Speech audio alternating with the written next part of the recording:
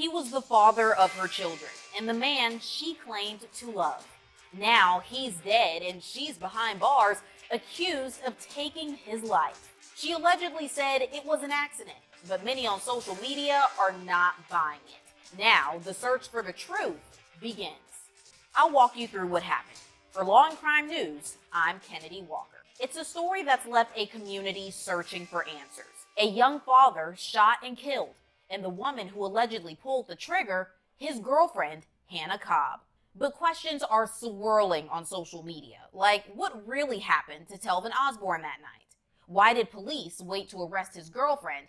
And if this was not an accident, why is Hannah Cobb not facing a harsher charge? According to police, in the early hours of Sunday, February 23rd, 25-year-old Hannah Cobb shot and killed Telvin in the master bedroom of their home, a home which they shared with their two children.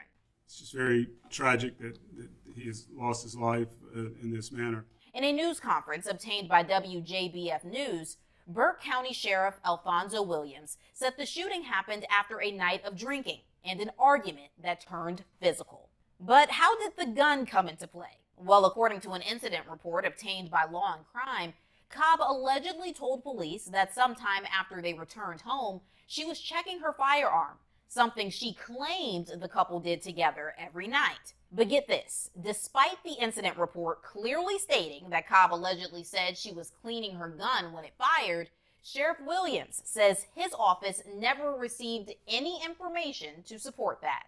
Important for us to clarify that at no point during the investigation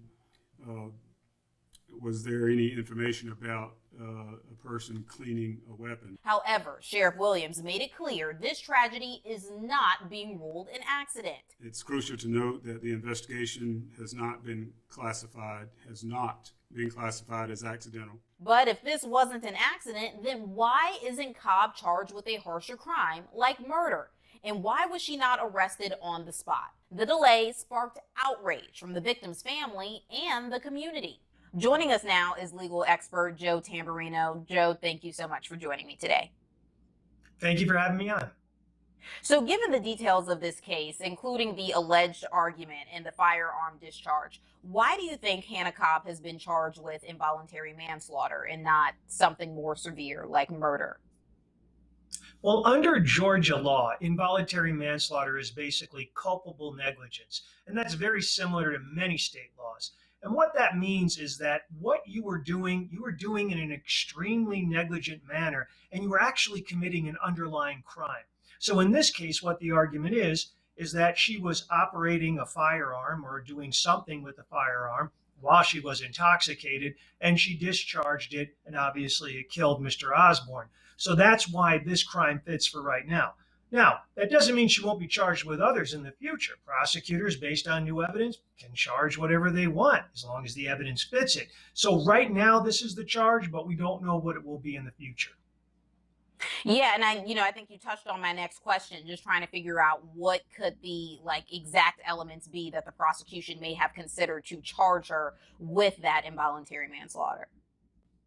Well, the elements would be this, basically, that she was under the influence of alcohol, presumably, that she was using her firearm in a reckless manner, say that's a misdemeanor type crime, and as a result of that, she killed someone because it went off. So even though she didn't mean for the gun to be fired, since she did it in a reckless manner, a culpable negligence type of way, she could be guilty of that crime, and it's up to 10 years in prison. Now, if all of a sudden more evidence comes out, like say, more evidence comes out about an argument, something like that, could possibly the prosecutor go to a voluntary manslaughter, which is more like a heat of passion type situation? Sure, they could do that. So just because you start out with one charge does not necessarily mean that that's the only charge from now till trial. And the incident report obtained by Law and Crime suggests that Cobb said the gun discharged accidentally while she was checking it, claiming that they did this every night. Do statements like this play a significant role in determining charges in these kind of cases? Yes, they do. Statements like that, as well as the physical evidence. I am sure there's crime scene investigation. And what they're going to do is try to see where the gun was when it was discharged. Where were her hands when it was discharged? Was the gun, say, lying on her lap when it was discharged? Or was it pointed at point blank range against Mr. Osborne? So many factors are going to go into that. They will also examine Mr. Osborne's body. Was there any type of stippling or evidence on the skin or clothing which would show that the firearm was very close to him? Or did none of that exist? And perhaps he was 20 feet away, which would inure more toward the argument that it was an accidental discharge. All of these factors are going to be highly relevant. Now, according to reports, it does appear that Ms. Cobb was trying to administer first aid. Does that help her case? Yes.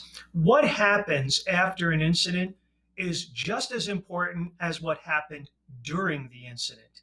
Because if all of a sudden you accidentally, say, shoot someone or injure someone, if you run from the scene, well, that's like a consciousness of guilt. If you act in some callous way and you don't render any assistance, perhaps you don't even call 911 right away, again, that could show an indifference to the harm that was done to the victim. However, if upon discovering that you actually hurt this person and possibly killed him, and you immediately provide assistance, yes, that's relevant to what's called state of mind of the defendant or the suspect. Now, we already mentioned about, what the incident report said that Ms. Cobb allegedly said about her allegedly trying to clean her gun, something that the couple allegedly did every single night together. But the sheriff held a news conference this week mentioning that there was no information suggesting Cobb was cleaning the weapon, despite, again, that incident report. How significant is that discrepancy? Very significant on a couple of respects. Number one is you have to be careful when you're a law enforcement agency that before you go out in front of the press, before you start taking questions, you got to get your story right. You got to make sure that you have the reports, you have anything surrounding the incident, as much information as you can, and then you could go out and answer some questions. So you got to make sure that happens. Number two is you have to question, well, where was this incident report? If you have a representative from the law enforcement agency saying, here's what I know about the case, but he doesn't know about the incident report, where was it? It questions who generated that report, where did it go, why wasn't it given to the higher ups in the agency, and so on. Now, in cases like this, where there's a claim of an accidental shooting, how difficult is it to prove intent in a court of law? Well, that's going to come back to a few things. Number one, first of all, is the physical evidence, like what we discussed. How exactly was Mr. Osborne shot? Where was he? Was he proximate to where the gun was? Is there any type of physical evidence like stippling, anything on him like that? Where was the gun when Ms. Cobb had it? Was it actually held in her hand? Was it on her lap? Was it on a table? Were there other instruments around the gun, such as cleaning instruments? Were they being deployed at the time of the shooting? All of the physical evidence. Then you go to the next level. The next level is, what were the statements? What were her statements? What was said on 911? There's going to be a lot of information surrounding that. And then you get to the next level after that, which is the surrounding circumstances. In many situations like this, you're going to have search warrants being executed on all sorts of accounts, meaning cell phone devices, social media, emails, the history of what a person Googled, all of these things. You're going to try to get as much information about this couple's history. Were they always arguing? Was there any type of domestic abuse in the past? Were there any restraining orders? What did this couple say individually to their friends or to their family? What did they say to each other? What were the texts between each other? So that's how you go through physical evidence, the statements, and all of the surrounding circumstances. And clearly more evidence can come out, as this story unfolds. But in that same news conference this week, the sheriff did mention that there seemed to be no history or no prior domestic violence in their relationship. How does the lack of prior domestic violence reports between the couple impact how the case is being viewed legally? Well, it will certainly impact the charges, because if there's some long history of domestic violence, like say Ms. Cobb, and we're just saying a hypothetical, say she was arrested in the past, or there were restraining orders against her, for committing domestic violence on Mr. Osborne. Clearly relevant in a situation like that. But if there were no reports of domestic violence, no restraining orders, nothing of the sort, well, then obviously it would help Ms. Cobb, the defendant, because it would show that there was no animosity between the two. She held no grudges against him, and if there was an argument, perhaps it was just a typical argument that couples have. And with the delay in Cobb's arrest and the family's public outrage, how does public perception affect the legal process? Well, in today's world, it affects it a lot, and there are two reasons for that. One is social media. There's no doubt about that. People go on their social media and start saying all sorts of things without knowing the full story. And the second is what's going to happen in court, because Georgia has cameras in the courtroom. So that means that, what the public reads about, what social media says about it, will be impacted by what we see in the courtroom. So yes, and it's unfortunate in many situations, but, the public's perception of the case does matter. And does the fact that the couple had 2 children together, does that matter at all? Yes, anything surrounding their familial life, anything surrounding what they did as a family, how they interacted, the ties that they had to each other in the community. And clearly, when you have children, your ties as a married couple or a cohabitating couple are stronger because you have living human beings that you have brought into this world. So all of that is relevant in this type of a situation. And lastly, do you think there's a chance that the charge could be upgraded to anything later on, whether that be murder, whether that be voluntary? Do you think that's possible? And if so, what would need to be proven for that to happen? It is always possible. In fact, so many times before trial on cases involving a homicide. And remember, a homicide itself doesn't necessarily mean a crime was committed. I mean, for instance, you can have a homicide where it's pure accident. There are no criminal charges at all. A homicide just means a human being caused the death of another human being. But depending upon what comes out of any case involving the death of a human being, sure, you might have charges that happen in the future, a greater manslaughter charge, perhaps an intentional murder charge, things along those lines. So it's always possible, and in many cases it happens. Great. Well, this is definitely something that we will be following closely. Thank you so much, Joe, for coming on today. Thank you. This story has made its rounds on social media and the community, and many people are focusing and commenting on the racial dynamics of the couple and the alleged crime.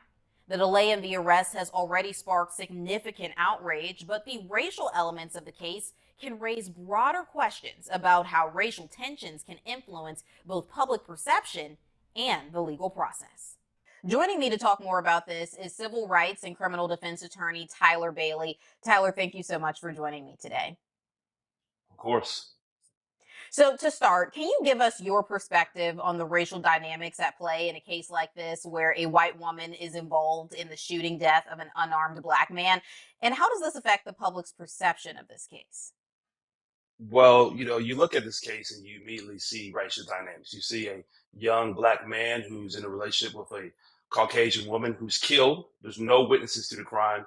And automatically, the thing that stands out first is she was not immediately arrested. And then they conduct this investigation. It seems that she's given somewhat of a slap on the wrist charge of involuntary manslaughter. And I'm pretty sure we'll get into the legal dynamics of the case later on, but this is a situation where it seems that law enforcement, with no witnesses, immediately believe the white woman when the Black man is dead. And doing the work that I do, civil rights and criminal defense, most of the time people don't believe our stories when they're told initially. We don't get that benefit of doubt. So immediately the public perception is seeing that a white woman is immediately believed when a Black man is dead, and there needs to be some accountability. Yeah, and given the fact that this incident has already gone viral, what role do you think social media and public opinion play in shaping the course of legal proceedings, especially in cases involving racial tension? Well, Lady Justice has a blindfold and scales in her hands for a reason, but that's just a statute. In real life, public perception, pressure does guide and move prosecutions. It influences the head DA. It influences law enforcement on how they should, approach this case. And although they should just look at the facts and make the best decision based off the information is in front of them, public pressure definitely weighs on people's hearts and minds. It does affect how prosecutions go about. And I think public perception and public pressure already resulted in her being criminally charged because initially they ruled the death as accidental. And so they're saying they're still investigating it. Maybe there'll be more charges. I do think that voluntary manslaughter would have been a more appropriate charge, and we'll see what happens. Yeah, the sheriff did hold a press conference this week, and then he made it clear that this was not accidental. So we'll see how things move forward from there. But again, the sheriff also mentioned that there were no prior reports of domestic incidents between the couple. How does that fact, or lack thereof, complicate or shape the public's understanding of this case in the context of race? I think the public is rightfully confused here because they're hearing facts as far as this shooting not being accidental, and they're really looking at the term involuntary manslaughter when they think it should be murder. In Georgia, there's really only one murder statute, which is murder, and then you have two manslaughter statutes, which is involuntary manslaughter and voluntary manslaughter. And just because it wasn't accidental, they're saying that she acted recklessly and cleaning her gun allegedly when this gentleman was killed. More, I think, really the racial dynamics in the facts of the case. You hear that he comes home around 5 something in the morning after a long night of drinking. They both may have been drinking, I believe, and there was an argument that ensued. And so you logically think that she was upset for whatever reason. He was out all night drinking and coming back late, and she got her gun and she killed him. Now that doesn't sound accidental to me. If anything, at the minimum, sounds like she acted rashly in a heat of passion and shot him, which would have really led to a more appropriate charge of voluntary manslaughter versus involuntary manslaughter, which would have been her acting recklessly, cleaning a firearm that was on safety, and killing him in a reckless manner. In your experience, how does the presence of racial tension in high profile cases like this one create additional challenges for law enforcement, prosecutors, and defense attorneys? It really just weighs on them. They watch the news, they have parents, they have friends, they have social media like everybody else. But once you get past the immediate hoopla from the media, TikTok, Facebook, YouTube, and everything, and in between, you have to get to the nitty gritty of the case. Most cases are not tried immediately after a murder or investigation. It may be a year or so before this case goes to trial, and the lawyers involved with it will try to, well, at least the prosecutor will try to say, look at the facts of this case. They'll try to eliminate jurors who may be racially motivated one way or the other. And the defense will try to probably use that to uh, also help his client's case out, saying that this woman is being prosecuted for racial tensions that are irrelevant to this case. This was a situation where she accidentally shot him. He'll probably argue that she should have never even been charged with involuntary manslaughter. So the racial dynamics really affect everybody during the investigation and throughout the pretrial phase of the case. But during the trial of it, it's used sometimes to inflame jurors who are sitting there, and also to raise just the profile of the case in general. And you've been doing this for a long time. You've seen a lot of cases, similar cases where the racial background of the parties involved led to public outcry and led to calls for a different legal response. What can we learn from those situations that might apply here? Every case is different, and so things ebbs and flows. So if you think about the summer of 2020, when you had George Floyd, you had Ahmaud Arbery, you had all those cases, and there was really a heightened public awareness to, unfortunate racial injustice and racial tensions. We've kind of moved somewhat away from the big public cases where that has happened, and this is a different situation. This is a domestic situation where really the only true sense of racial tension is from the public, from what we're seeing. The public who thinks that this investigation should have been handled differently. There's been no evidence that I have seen yet showing that the accused had any racial animus in her heart and mind when this happened. But we'll see where things go. And then ultimately when they get in that courtroom, judges do give good instructions telling the jurors that they should listen to the facts of this case. that he will make decisions regarding law, and nothing outside of the facts of the case should guide your decision making when making a decision whether a person is innocent or they should be guilty or what they're accused of. So racial tensions do affect everybody else around the case. They affect things and they do weigh on everybody who's involved. But ultimately, it's the facts of the case that really stand in every single prosecution and every single defense. What role do civil rights lawyers play in ensuring justice is served in such charged cases? Public pressure does work, and ultimately, DAs, defense attorneys, district attorneys, these are people, as far as the prosecution side, who are elected. The district attorney is elected by the people, so that's something they want to make sure is fair. They don't want a segment of the population feeling like the justice system is not equal for them. So generally, most district attorneys do take what the public thinks seriously, and civil rights lawyers, a lot of times, even if they're not involved in the actual criminal part of the case, they do raise the public awareness about injustices. They do oftentimes talk to decision makers, whether that's the elected district attorney, whether that's the assigned prosecutor of the case, or whether that's other local appointed and elected officials about justice that needs to be addressed on the political front. Now, every case is, like I said, handled on its merits. And ultimately, what we want to see is a fair judicial system, and we want a jury that's impartial to make a decision based off the facts of the law. And a lot of times, the civil rights lawyers just really want to pressure, I guess, the system to recognize that, to make sure justice at least has its fair shot of being heard. And, if we just take it a step back for a moment, I know that a lot of the public outcry has been, what the suspect has been charged with, why did it take so long for her to get charged in the first place? In your opinion, dealing with cases like this, is this how it usually goes when there is a domestic situation like this, that the person does get charged with involuntary manslaughter?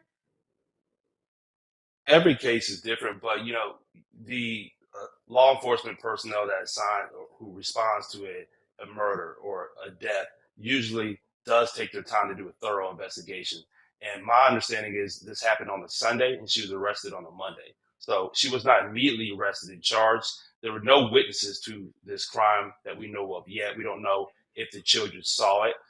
There's no video evidence. So they do need to be careful before you put somebody's life and liberty at risk. You don't want to arrest somebody and then have to dismiss the case later on if it comes back unsubstantiated. So law enforcement does need time to do an investigation. This would be a different story if there was a video, if there was witnesses who said it happened differently. There was no video, there were no witnesses, and she was ultimately arrested and charged. They did say initially it seemed to be accidental, but they did move forward charges. This was not a situation when there was 3 weeks or a month worth of protests to see that she was charged. There has been some public outcry that seems to be wondering why she wasn't charged immediately, and just looking at the facts of seeing what she was charged with. I don't think the biggest public outcry is that there needed to be a public demonstration of protests and marches to get the district attorney or the sheriff's department to arrest her and charge this individual. Correct. And, in the press conference, the sheriff did say that this is an ongoing investigation. So we really don't know what can come from this. But he also mentioned in that same news conference that there seemed to be no prior domestic violence records, within their relationship. Do you think that the lack of prior domestic violence records could be used to downplay the seriousness of the case? Or do you believe it may be used to argue for a different outcome? I don't think it will be used by either. I mean, the sheriff department saying that to me really is irrelevant. The fact of the case is that he showed up late at night after being out all night around 5 something in the morning. He was drinking and somehow he ends up shot and killed. So the fact of there being no domestic violence doesn't really support anything unless there was supposed to be some theory that she was defending herself against him. And there was other incident reports of the individual who was killed being an abuser to the accused. I don't see any record of that. I think they should really look at this wondering whether she had some motivation and reason for actually shooting and killing this individual that night, not whether she was defending herself, because there's no facts out there that shows that he abused her. Most of the facts to me show that she may have had a reason to shoot him, and she wasn't just cleaning her weapon at 5 in the morning. And Even if she was cleaning her weapon at 5 in the morning, the question is, was she cleaning her weapon to intimidate him, putting the gun out there? Why were you late? Questions like that while she's cleaning the firearm, and then he ends up shot.